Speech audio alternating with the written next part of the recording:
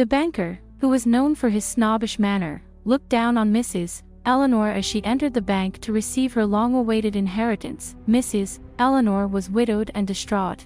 Her sensation of helplessness was only increased by his suppressed laughing at her tattered clothes and worn-out sneakers. But as Eleanor carefully opened the ancient package, the banker's face twisted with discomfiture at what she saw. Everything changed in that instant, and he lost all of the color in his face when he struggled to understand the amazing mystery it held. Since her husband's death, Eleanor had felt lost and alone. Their long friendship had come to an abrupt end. Every day appeared more empty than the last since there were no kids to take up the void.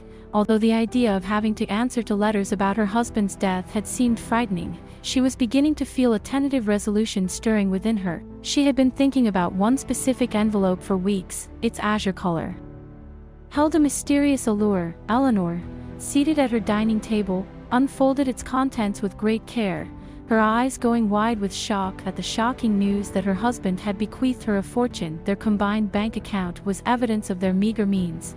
They had never experienced financial abundance during their lives together. Eleanor had therefore believed that she would inherit very little. Perplexed by this unexpected development, she decided to ask questions at the bank, which was her only option since she didn't have the money for a lawyer. When she arrived, the bank was humming with activity, with a long line extending towards the reception. Glancing past the customers in line, Eleanor was shocked to see what was causing the holdup. The banker was absorbed in his phone, completely unaware of the people in front of him. Ignoring the queue of clients, the banker was engrossed in the glow of his phone screen. Unfazed, Eleanor stepped up to greet him formally in the hopes of getting his attention. She tried a more audacious tactic, smashing the letter onto his desk when he showed little interest. "My husband gave me something in his will when he went away. I need your help," she begged. However, the banker's response was one of mockery, a sly smile hovering around his lips.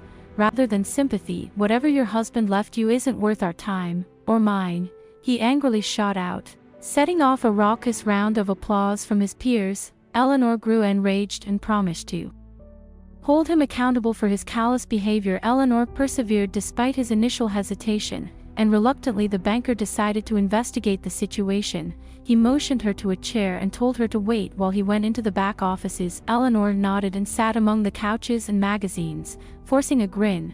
Her wrath was simmering beneath the surface as she saw the other customers' patient demeanor. Hours passed, the minutes dragging by as she waited in anticipation. Eventually, the once crowded line dwindled, leaving Eleanor alone in her vigil. Approaching the desk once more, she inquired about the banker's whereabouts, met only with shrugs and apathy from the other employees. Disheartened by their indifference, Eleanor contemplated leaving, suspecting the banker was merely biding his time until the end of his shift, but a sense of determination urged her to stay. Unwilling to relinquish her pursuit of answers, Eleanor was unable to part from her husband without the letter he had left her, which contained his farewell letter. Her veins full of determination, she knew she needed to come up with a plan. It was a dangerous task to slip inside the restricted area of the bank, but she had nowhere else to go. When she made her way through the strange area, she was fully aware of the repercussions if she were discovered, and every heartbeat thundered inside her chest. After evading security, Eleanor entered the bank's inner chamber and her senses were acutely aware of her surroundings. She peered through a glass divider and saw the banker, Mr. Hadley, clutching her letter nervously in his hands. The banker was taken aback by his face, which conveyed to Eleanor that her late husband's bequest carried considerable weight. Hide behind a potted plant, Eleanor listened, listening closely to the snippets of conversation that drifted by. Phrases such as "significant value" and "secrecy" aroused her interest and gave her a sense of urgency. What could be so important that it required these kinds of private conversations? Eleanor moved carefully through the maze-like passageways of the bank's back offices, alert for any indication of being detected.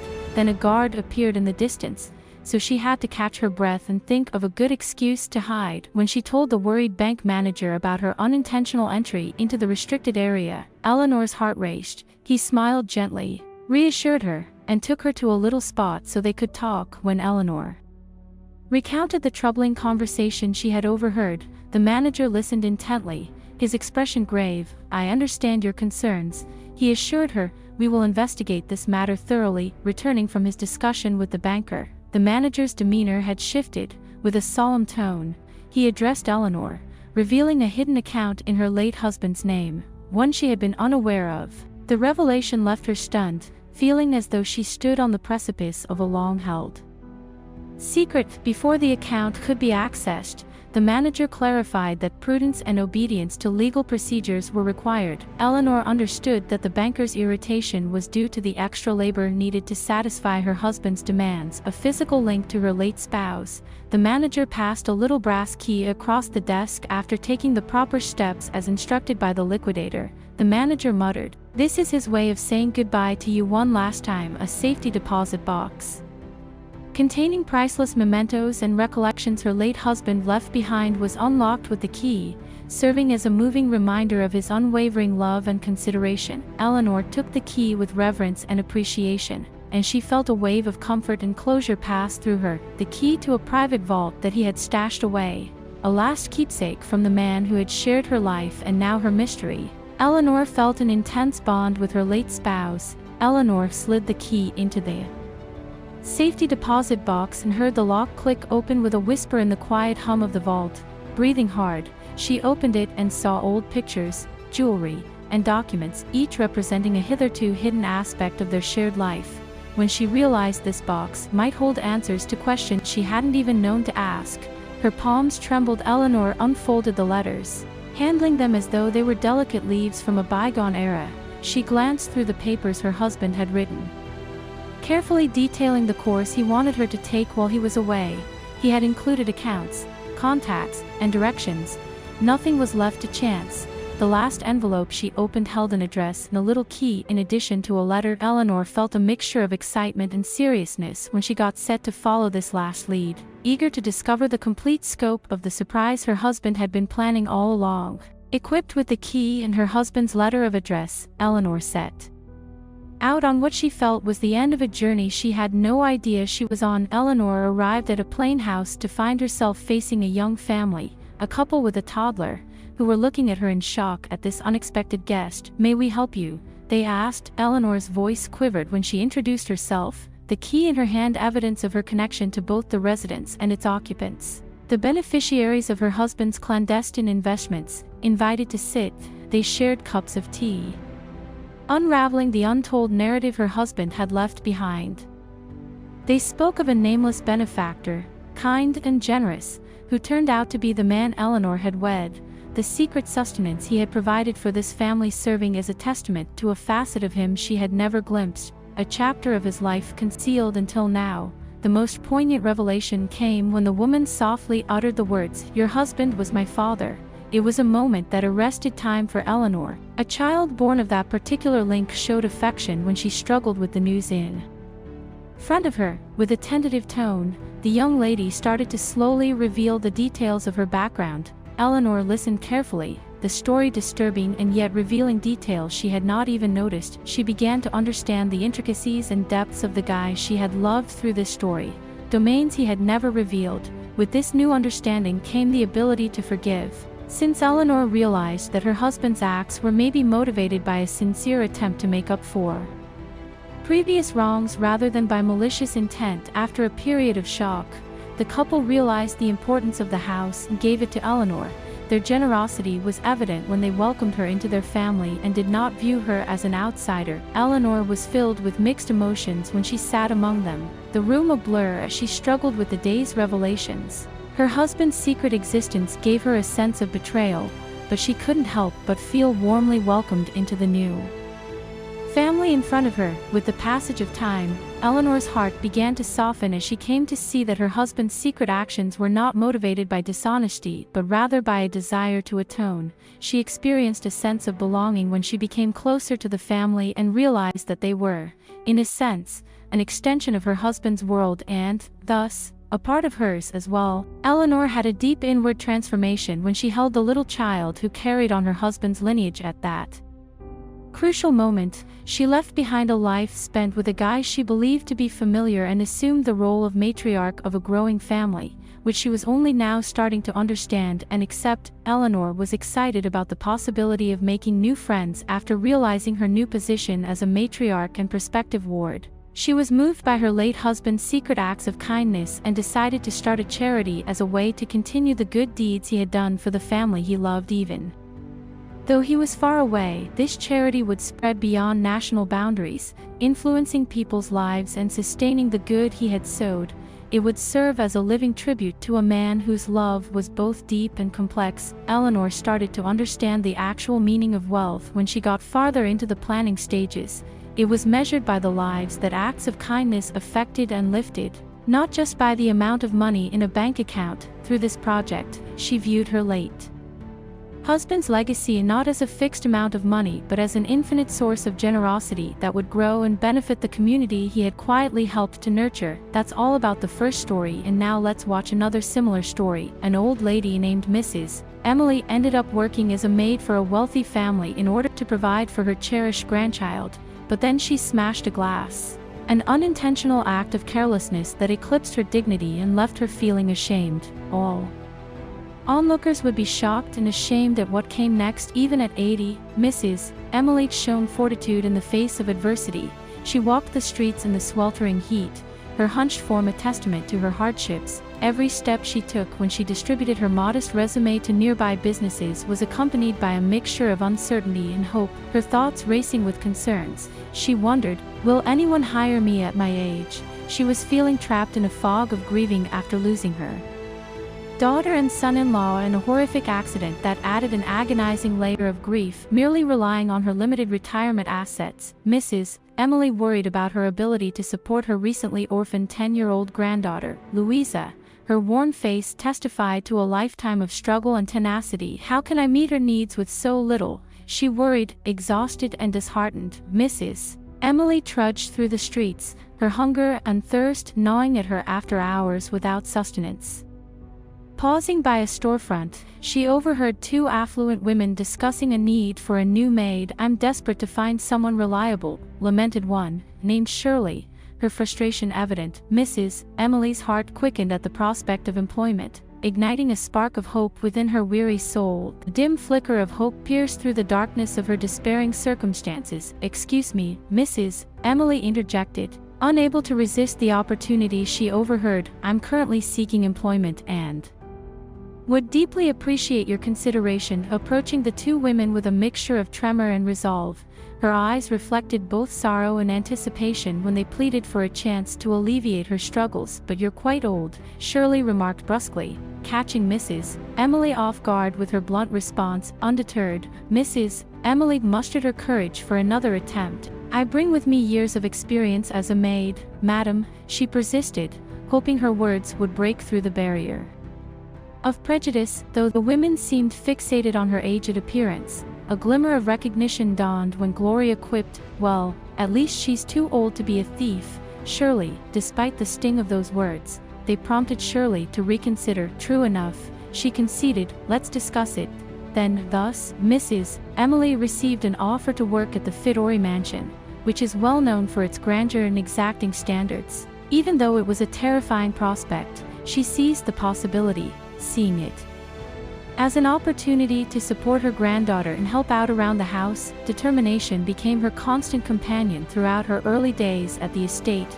Even with her advanced age, she approached every assignment with a strong sense of purpose, wanting to impress her demanding bosses. The affluent matriarch Shirley was a powerful figure, her conceit equaled only by her lofty expectations. Nevertheless, Mrs. Emily bore the harsh critiques in silent resignation, her attention fixed on her primary duty of tending to little Louisa. Her footsteps, a heartbreaking reminder of her increasing years, would retrieve the youngster from school when the day's labor came to an end. Every ache and agony served as a constant reminder of her advanced age, meaning that, at 80, every effort had a cost. Louisa would ask, tell me about your day, Grandma, not caring about the physical toll it took on Mrs. Emily, and she would tell of her day's activities with a weary but endearing grin, comforted By the thought that each challenge was a step closer to ensuring a brighter future for her beloved granddaughter, the small child would always ask about her grandmother's day,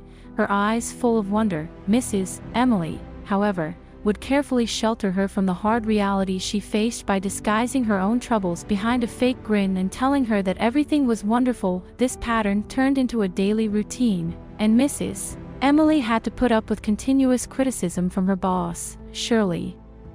Would shout, "You missed a spot, Emily." Her remarks a merciless assault on the aging maid's resilience. Every warning felt like a dagger, but Mrs. Emily persisted because of her steadfast desire to support her granddaughter. Even food was scarce on some days, but Mrs. Emily carried her burdens in secret so as not to worry her granddaughter or give her employer cause to fire her. She covered up her hurt and tiredness with an optimistic front and went about her work with a strong sense of will. One day, Mrs. Emily brought her granddaughter to work because she couldn't leave Louisa home alone.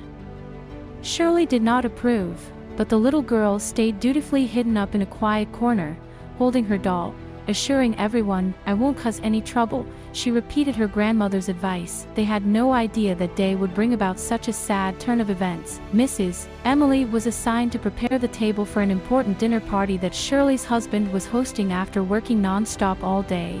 She tried her hardest, but her old age and shaking fingers let her down, and she broke a priceless crystal glass from the Fidori family collection by accident. The old woman's face contorted in instantaneous dread, her wide eyes reflecting the anxiety of what might happen next. She grasped the jagged pieces and felt them cut her soft palms. When she realized what she was doing was irrevocable, she felt her body quiver as she watched Shirley hurry over, screaming with shock at the broken glasses. "What have you done, you old witch?" Shirley's charge sliced through the atmosphere, making the old woman's fear even more intense. The elderly woman stumbled, "I didn't mean to break it, ma'am," her anxiety of losing her job visible in the gleaming beads of sweat. Shirley responded with such venom that the kitchen became a scene of humiliation as she berated Mrs. Emily. Her remarks were oozing with contempt. The old lady's grief was heightened when the rich man's voice joined the chorus of censure. When Mrs.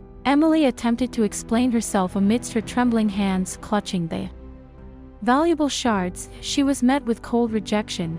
Tears streamed down her weathered cheeks as she begged for forgiveness, but her pleas fell on deaf ears. The rich lady's refusal to entertain any reconciliation attempts crushed Mrs. Emily's spirit, leaving her to grapple with the weight of her mistake and the harsh reality of her employer's disdain. The workers saw the injustice take place and noticed the exaggeration of the glass's value, their hearts heavy with pity. Anyone may find themselves in that circumstance, and the staff knew full well how inconsiderate and unpleasant the wealthy family had been. "Bless her," they muttered to one another when they watched the elderly woman on her knees, heartbroken and pleading for mercy in the frigid, harsh kitchen. Shirley's angry words sliced through the atmosphere, leaving no room for sympathy, but the old woman, frightened by the experience and overcome with shame, kept asking for forgiveness, tears running down her aging face. Little Louisa, meantime, held tightly to her doll and absorbed the pain around her grandmother, her innocent eyes filled with sorrow. Mrs.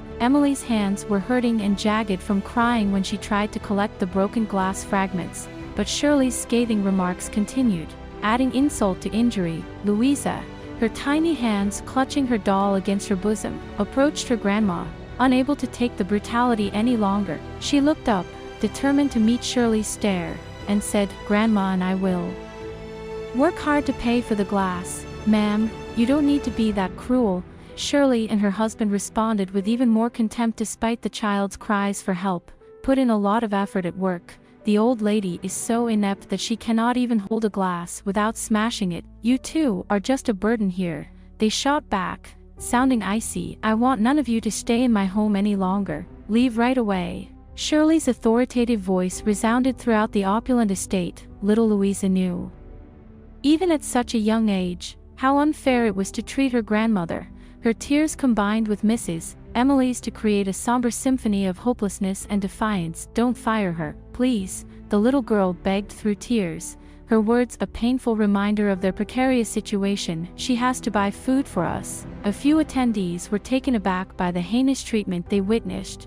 Everyone in attendance was seized by the agonizing juxtaposition between indifference and compassion as the scene of humiliation unfolded in the opulent Norrie's mansion. David Cusco, the well-known businessman and philanthropist, was standing among the visitors, his expression filled with deep displeasure. Startled by the old woman's treatment for such a little mishap, he was unable to control his mounting rage. "Shirley, is this what you consider to be polite?" His voice echoed through the lavish kitchen. "It is totally unacceptable to mistreat a poor old lady like that because of a simple accident." David criticized the Fish and Norris for their shameful behavior, highlighting the lack of humanity in their deeds, feeling morally obligated to step in and correct them. "Despite all of the wealth and luxury you have, it seems like you have forgotten the fundamental values of compassion and empathy that ought to direct your life. How can you not feel ashamed?" he asked, his sharp words piercing the atmosphere, attempting to justify themselves.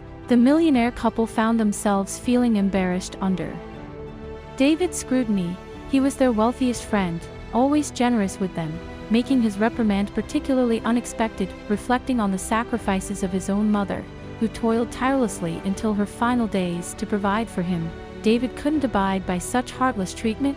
She had become a mother late in life, abandoned by his father, yet she never wavered in her dedication to him. When he matured, he witnessed the most influential woman in his life exhaust herself with relentless work. This only fueled the businessman's resolve to vehemently oppose Fiore's callousness. "This woman reminds me of my own mother," he declared, recalling her sacrifices. "I won't stand by as you treat her insensitively." Despite Shirley's attempt to argue over a mere glass from their prized collection, his response was unwavering. "Shirley, look around. One less glass won't make a difference in this house," he asserted with kindness and conviction, his words echoing through the expansive kitchen, casting a pall of disapproval. Surprised, the pair attempted to apologize, but the merchant was unwavering. His sharp censure brought the luxurious kitchen into uncomfortable quiet. Still, in the middle of the residual antagonism, he walked softly over to the old woman and offered her a hand while she lay motionless on the ground. Gently, he helped her up, putting the past hatred behind them. "Ma'am, don't worry," he reassured Mrs. Emily. "No one deserves such treatment, especially someone as hardworking as you." His act of goodwill standing in stark contrast to the prior hostility. Astonished whispers echoed throughout the estate, even among its wealthy occupants and visitors. Upon witnessing this unanticipated act of kindness, Mrs. Emily, still in shock, let David gently wash her hands from the broken glass, which left them bloody. "Does it hurt, Mrs. Emily?" he inquired, cutting past social barriers with sincere concern. "It's okay, sweetie," he said a little hesitantly, and the woman marveled too. Herself in private, touched by the unexpected generosity, her eyes sparkled with thankful tears. She softly said, "Thank you so much, sir." When David washed her hands, her voice was emotional. David, meantime, was not amused by the rich men's actions and was glaring at them seriously. The businessman's moral challenge caused Shirley and her husband Logan to display a mixture of embarrassment and fury in their expressions. "Very well, David, but the glass still needs to be paid for by her. That's not acceptable," the affluent woman complained, maintaining her air of superiority. "How much is the glass going to cost? Are you serious? You are fully aware that her income is insufficient to meet her needs. You ought to feel embarrassed about the way you've handled Mrs. Emily." David shot back, his contempt obvious. Now that her hands were clean and dry, Mrs. Emily was enthralled with the unusual generosity she was encountering. "Mr. Cusco, thank you so much. I'm so grateful. I can't say it enough," she said. Overcome, David took over, dismissing the threats from the wealthy couple. "Mrs. Emily, don't worry," with a strong look, he said, "I'll take care of the broken glass and I apologize on behalf of my friends." Then he turned back to Mrs. Emily and made a surprising offer. "Additionally, I'd like to extend a job offer to you. Would you be willing to work for any of my businesses? You'll get a respectable pay, good working circumstances, and security for both your granddaughter and yourself. Even if you make a mistake, you'll never have to endure shame again," he assured Mrs. Emily took in what he had to say, Her mind still reeling from the sudden turn of events, Mrs. Emily was filled with deep gratitude for the businessman's quick turn of events. With her doll in her hand, little Louisa watched her grandmother with bright eyes, excited about the new chapter that was beginning in their life. When he nervously awaited Mrs. Emily's reply, the benefactor knew that, in that instant, he had not only cleared the shame but also given a woman whose fortitude and dignity had been overlooked an opportunity for a new beginning. After Mrs. Emily was humiliated at the Fiore mansion, the story quickly went viral and became the talk of high society. The shameful behavior was initially reported to the affluent couple's friends and acquaintances, and the consequences reverberated throughout all social circles, tarnishing the Fiore brand. The rumors began, shame on those two, damaging the family standing. But the effects didn't just affect social circles, they also affected the interior of the home. Disturbed by the brutality they saw, several workers decided to quit because they could not work in a culture that supported such callousness. Disappointed, Shirley watched her employees go one by one, not understanding what they had decided. In the meantime, Mrs. Emily and little Louisa set off on a fresh, dignified, and hopeful adventure. The philanthropist David, touched by Mrs. Emily's narrative, contacted them not only as a benefactor but also as a loyal friend. Making this transition possible, he recognized Mrs. Emily as the image of his own mother, a selfless worker who had supported him through thick and thin but was stolen from him before he could thank her. Determined to provide them with everything they needed to rebuild their lives, David spared no effort. He welcomed the old lady and her granddaughter into an environment where compassion and solidarity outweighed material wealth. He ensured they had a comfortable home where they could heal from the wounds of the past and carve out a brighter future, bestowing upon them the same care he would have given to his beloved mother. In addition, David made sure Louisa had the best education possible, giving her access to options that had previously seemed unattainable. Mrs. Emily eventually rose to the position of personal secretary for David, which strengthened their friendship. With time, their relationship became more and more like that of a chosen family. When David supported them through all of life's obstacles and met all of their material requirements, David was a devoted uncle to Louisa and a son to Mrs. Emily.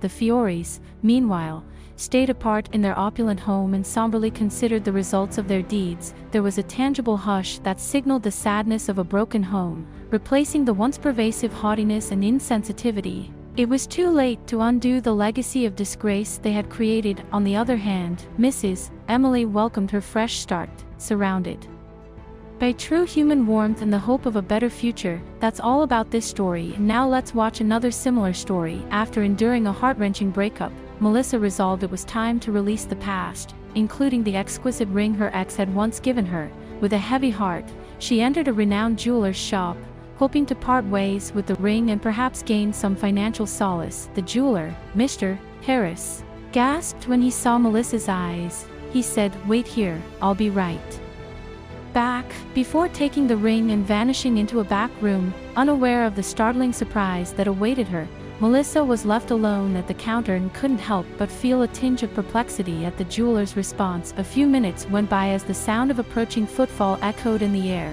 At last, Mr. Harris reappeared, his expression solemn. "I hope it's okay with you, Miss Melissa, but I have to ask you a personal question. Where did you get this ring?" he asked, his earnest but almost harsh look penetrating hers. With a hint of resignation mixed with resolve, Melissa said, "It was a gift from my ex-boyfriend a few years ago." She gave an explanation of their separation as well as her choice to give up the ring. Mr. Harris scratched his head and said, "Very well," his brow furrowing in thinking. "Do you happen to know where he obtained this ring?"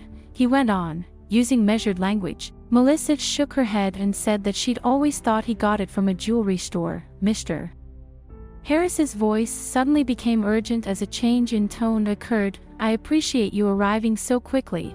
There she is," he whispered, his eyes focused on something outside Melissa's field of vision. Taken aback and confused, Melissa found it difficult to process what was happening.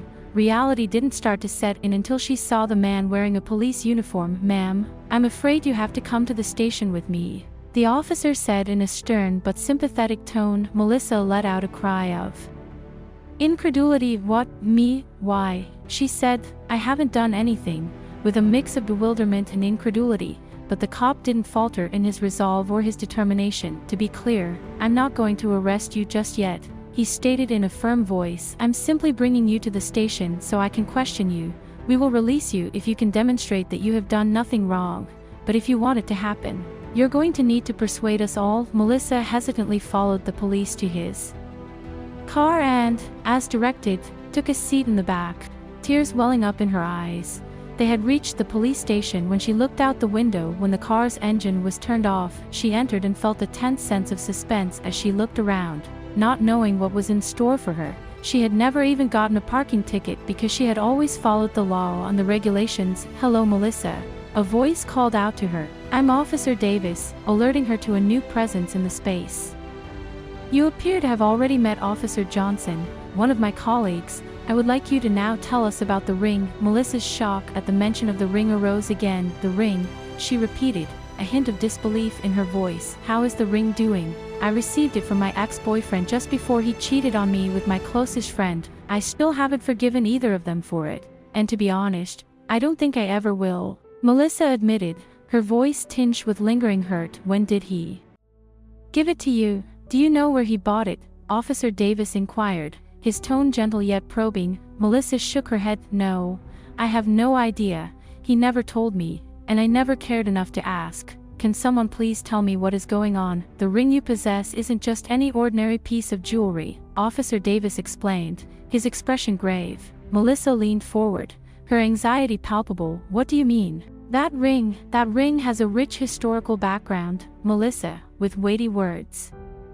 Officer Davis said, "It's not just valuable because of the gems or the metal, but because of its history. The reason we're involved is that this ring was reported stolen from the Metropolitan Museum 2 years ago, lost. However, how did I end up in it?" Melissa stumbled, her head spinning from shock. "Indeed. But to be clear, we don't think you were involved in the theft. Your responses, your sincere perplexity, everything suggests that you are innocent, but we must discover how this ring came to be in your possession." Officer Davis emphasized in a tough but comforting tone that it is imperative to unravel this riddle and bring the true offenders to justice. Resolved to help wherever she could, Melissa hesitated for a while before answering. "Steve occasionally vanished without giving a reason." Despite her tumultuous emotions, she was firm in her voice when she detailed her little collection of antiques and his constant uncertainty about their origins. "Steve may have known more than he ever admitted," Officer Johnson said, staring at Melissa. "We need a confession, something tangible. What if we set up a meeting, wire Melissa, get her to talk to Steve and see if he spills anything," Officer Davis proposed, his eyes beaming with resolve. Melissa experienced a flurry of emotions, but she was aware of how serious the situation was. She nodded, taking a long breath. "I'll do it." With communication equipment and maps laid out on the table, the officers gathered around. With a firm voice, Officer Johnson said, "We'll have officers stationed outside and inside the venue." Melissa composed a message to Steve while her fingers were shaking. "Hey, it's been a while. Do you want to get a drink and catch up?" It didn't take long for her phone to vibrate with a fresh message. "Mel, you've been on my mind. Would be delighted to reconnect." Even in the text, Melissa could tell how excited Steve was about their reunion. He seemed almost hopeful. Melissa noticed Steve in the bar and was struck by the nostalgic glow created by AL's dim lighting. When their gazes locked, the gravity of the situation briefly lifted. Melissa grinned, her heart racing from the seriousness of her task rather than love. Melissa played the part of the interested ex-girlfriend, laughing at his jokes and sharing anecdotes as they talked about work, friends, and the newest movies. The officers, in their hiding places, heard all that the two said to each other. The talk came through absolutely clear on the earphone. When the night went on, Melissa skillfully directed the conversation. She asked in a casual tone, "Remember the gifts we used to give each other, like that beautiful ring you gave me?" For a moment, Steve's eyes wavered, then he answered, "Ah yes, that was a special one." Melissa inquired more. "Where did you find such a unique piece?" Steve paused, his vigilance dropping. He said, "It's a long story," as if he was struggling with whether to tell the truth or keep it a secret. "I rejected it," Steve admitted, his eyes meeting Melissa's with a mixture of guilt and urgency. "I took it. It was an error and a crazy moment." He looked down, waiting for her response. I thought it would impress you, show you how much I cared, he added. The quiet atmosphere of the bar was broken before Melissa could reply. With a huge crash, the doors exploded open, shocking the other patrons. Officer Davis proclaimed, "Steve Thompson, you're under arrest," and placed handcuffs on him. Murmurs and gasps rang through the pub as Steve, still stunned, was carried away. Comprehending the seriousness of his confession, Steve sat across from Officers Davis and Johnson in the chilly, sterile interrogation room of the police station. "It was years ago," he murmured. Steve apologized profusely as he described the scheme, the crime, and its consequences. "I thought the ring would be my ticket to a better life," he said. Steve's eyes gleamed with tears in the present, filled with emotion. He said, "I never imagined the weight this ring would carry." When Steve's trial came to an end, the courtroom was full. The evidence against him was unquestionable, particularly his confession. Steve received a lengthy prison sentence after being found guilty of stealing. Melissa decided she would not allow the past to define her and she would go forward. She embraced her newfound freedom and started going to therapy. Melissa started doing things she had always wanted to do. Her existence as a single person turned into an adventure full of fresh encounters and learnings. Above is today's story. If you like it, please subscribe and give it a thumbs up. See you next time.